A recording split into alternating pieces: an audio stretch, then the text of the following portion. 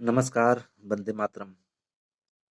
भगवान श्री कृष्ण गीता में आगे के श्लोक में कहते हैं, हे अर्जुन, इस कल्याण मार्ग में निश्चयात्मक बुद्धि यानी एक ही बुद्धि, निश्चयात्मक बुद्धि एक ही है और अज्ञानी पुरुषों की बहुत सारी बुद्धियां और अनंत होती हैं।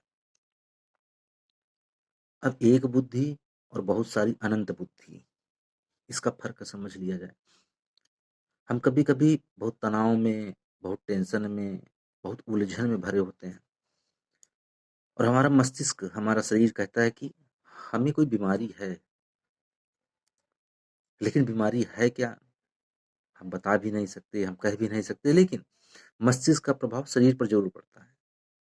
तो शरीर और मस्तिष्क कहने लगते हैं हम बीमार हैं, लेकिन कारण समझ में नहीं आता। तो फिर आपको कारण एक ही समझ में आता है कि बहुत ज्यादा तनाव हो गया है, बहुत ज्यादा उलझन हो गई, शायद उसकी वजह से अपने आप को शांत कर लेने का एक प्रक्रिया जो, लेकिन ये अस्थाई नहीं है। तो भगवान श्री कृष्ण जो बात कर रहे हैं वो कर रहे हैं, कह रहे हैं कि एक मन की अनेक चित्तियां हो सकती हैं।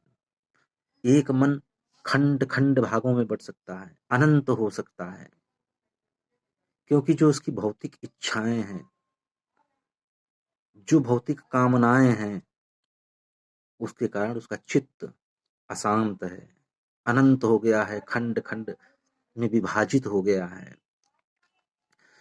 तो ऐसे लोग, एक चित्त है, उसके विरोध में हमारा ही दूसरा चित्त खड़ा हो जाता है।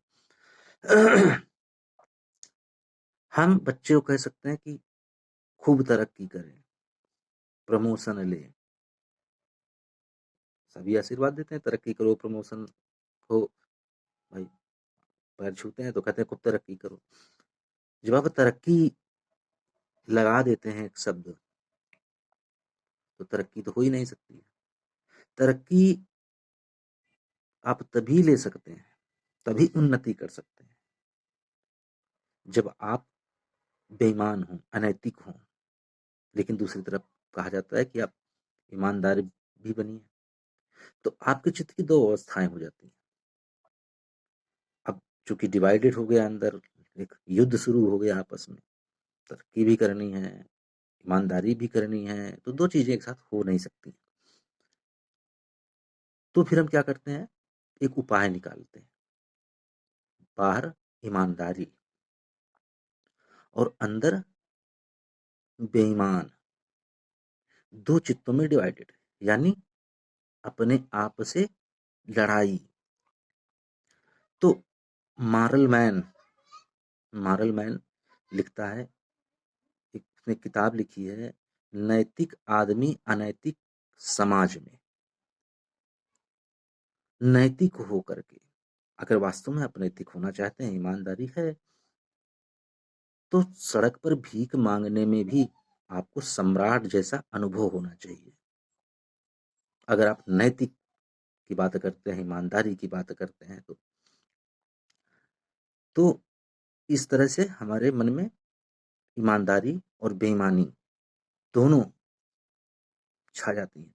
एक तरफ तो आपका मन कहता है कि हमें शांति चाहिए, फिर दूसरी तरफ मन कहता है कि प्रतिष्ठा चाहिए। तो आप पहले सोच लीजिए आपको चाहिए क्या। क्योंकि शांति भी चाहिए, प्रतिष्ठा भी चाहिए, तो दोनों चीजें एक साथ तो मिल नहीं सकती हैं। फिर धन भी चाहिए। तो जो आपको चाहिए वो आपका मन जानता ही नहीं है, क्योंकि विभाजित है, कई भागों में विभाजित हो चुका है, अपने आप से लड़ाई चालू है, तो आप तनाव में हैं। तो आप कहते हैं कि साहब हम अशांत बहुत रहते हैं। जब आप अशांत होते हैं तो मंदिर के चक्कर काटते हैं, भागवत सुनने जाते हैं, कथा पूजा पंडाल में जाते हैं, कोई आश्रम में जाते हैं, अशांति जाती नहीं है। अगर मैं कहूं, अगर कोई आपसे कहे कि शांति वहां मिलेगी जहां से आप अशांति लाए हैं, अशांति लेने तो आप कहीं गए नहीं ना, न किसी मंदिर में, ना आश्रम में, ना पूजा गृह में। अशांति जहां से आपने पाई है वहीं से शांति भी पा सकते हैं। तो सीधा सा एक उपाय है। तो कृष्ण कहते हैं कि जो निष्काम कर्म की यात्रा करता है,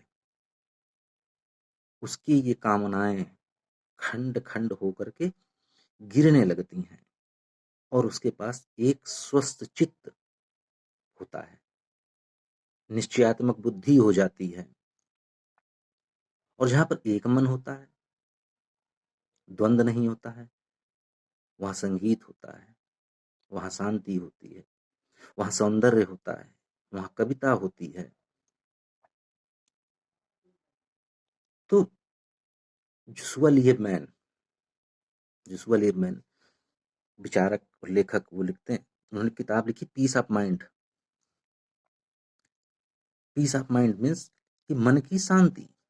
वो लिखा कि जब मैंने पहले पेज पर उसने लिखा कि जब मैंने अध्यापन पूरा किया तो मेरे मन में आएगा मुझे करना क्या है, उसकी एक लिस्ट बनाई जाए और उसी के अनुसार अपने जीवन को चलाया जाए। तो उसने लिस्ट बनाई, नौकरी करनी है, सुंदर पत्नी चाहिए, धन चाहिए, प्रतिष्ठा चाहिए, इस तरीके से 24-25 बातों का उसने वर्णन किया जो जिंदगी में मुझे चाहिए। और उसने कई बार उस लिस्ट को पढ़ा, लेकिन उसका मन बार बार कह रहा था कि इसमें एक चीज छूटी हुई है। अब क्या छूटी है उसको समझ में नहीं आ रहा था। पूरी लिस्ट तो तैयार है, जो जो आदमी को चाहिए जीवन में वो सारी चीजें उसमें मौजूद हैं उस लिस्ट में, लेकिन कुछ छूटा है, कुछ मिसिंग है उसमें, ये उसको अनुभव हो रहा है। तो उस गांव का एक फकीर था, वो उसके पास पहुंचा। उसने कहा कि आप गांव के सबसे बड़े बुजुर्ग हैं, आपने सन्यासियों को भी देखा है, आपने गृहस्थों को भी देखा है, आपका अनुभव ज्यादा है, तो आप हमें ये बताइए कि अब मैं जीवन की शुरुआत करने जा रहा हूँ, तो ये मैंने एक लिस्ट बनाई है, इसमें कुछ कम हो तो आप बता दीजिए, मैं इसके अनुसार जीवन यापन करूंगा। तो फकीर ने एक बार लिस्ट को पढ़ा और पूरी लिस्ट जो थी काट दिया, और फिर उसने एक लाइन लिखी, मन की शांति, पीस ऑफ माइंड। तो वो घर आया तो बड़ा परेशान, इसने तो पूरा काट ही दिया, ऐसे कैसे जीवन कटेगा।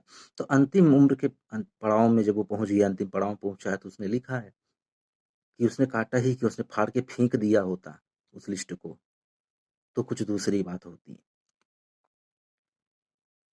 आज मुझे मालूम चल रहा है कि पीस ऑफ माइंड ही जरूरी है, मन की शांति ही जरूरी है। तो आप उम्र के ऐसे पड़ाव पे पहुंचते हैं जहां आपको मन की शांति की ही जरूरत होती है। उम्र के पड़ाव पे क्या साहब, सभी को मन की शांति की जरूरत होती है, चाहे वो युवा हो, वृद्ध हो, सभी को मन की शांति चाहिए। आप अपने पुत्र की शादी करते हैं, उसकी पत्नी से आपका मनमुटाव चालू हो जाता है, अक्सर ही होता है। आपने कह दिया साहब कि तुम अपनी घर गृहस्थी अलग करो, आपने कह दिया, वो अपने पत्नी के साथ अलग हो गया। अच्छा, अलग हो गया, आपने अलग किया, अलग हो गया, बात खत्म, बात तो खत्म हो गई ना? नहीं, फिर भी मन की शांति नहीं मिलती है। क्यों नहीं मिलती है? अब वो अलग कैसे रह रहा है? साहब जो अपने माता पिता को अपनी पत्नी के लिए छोड़ने को तैयार है, तो आप भी एक कदम उठाइए, आप भी अपना अभिमान छोड़िए। लेकिन नहीं, आपका मन जो है वो कितने खंड खंड में विभाजित है कि कोई भी निर्णय लेने नहीं देता है। और जहां पर आप भौतिकता में, जहां पर आप बाहर की दुनिया में भागते हैं, वहां पर आपके पास जो बुद्धि होती है वो निश्चय करने वाली नहीं होती है, निश्चयात्मक बुद्धि नहीं होती है, वो डिवाइडेड होती है। तो निश्चय बुद्धि, भगवान श्री कृष्ण कहते हैं, वहां गिरती है जब लगता है कि कामनाएं व्यर्थ हैं, इनकी वास्तविकता क्या है, कोई तृष्णा नहीं रह जाती, कोई इच्छा नहीं है, जो जैसा है वो मेरे हाथ में नहीं है। तो जब आपकी कामनाएं गिरती हैं तो आप निश्चयात्मक बुद्धि को प्राप्त होते हैं, एक मन होता है आपके पास। अभी मेरे कुछ दिन पहले बात हो रही थी, किसी साहब ने कहा कि काम यानी सेक्स मेरे ऊपर सवार ना हो, उसके लिए मैं जब भी ऐसा कुछ होता है तो कोई भजन गाने लगता हूँ या राम राम करने लगता हूँ, ओम नमः शिवाय का जाप करने लगता हूँ। किससे लड़ रहे हैं आप? किससे लड़ेंगे? अपने आप से। वो जो अंदर बैठा है उससे लड़ेंगे। उससे कोई लड़कर जीत नहीं सका है। उससे मित्रता ही की जा सकती है, लड़कर उसका कोई निवारण नहीं है। मन कोई संसद भवन नहीं है कि आप ऊपर वहां पर लड़ाई करिए, अपनी बात कहिए। वहां भी संसद भवन का भी कोई विश्वास नहीं होता है, कहते कुछ और है, करते कुछ और है। तो मन को संसद भवन ना बनाइए। तो कामना की व्यर्थता को समझ लेना। जो कामना की व्यर्थता को समझ लिया, उसकी बुद्धि निश्चयात्मक बुद्धि होती है। कृष्ण अभी युद्ध की बात नहीं कर रहे हैं, कब करेंगे पता नहीं, लेकिन हमारे लिए बहुत कुछ है, आपके लिए बहुत कुछ है। वंदे मातरम।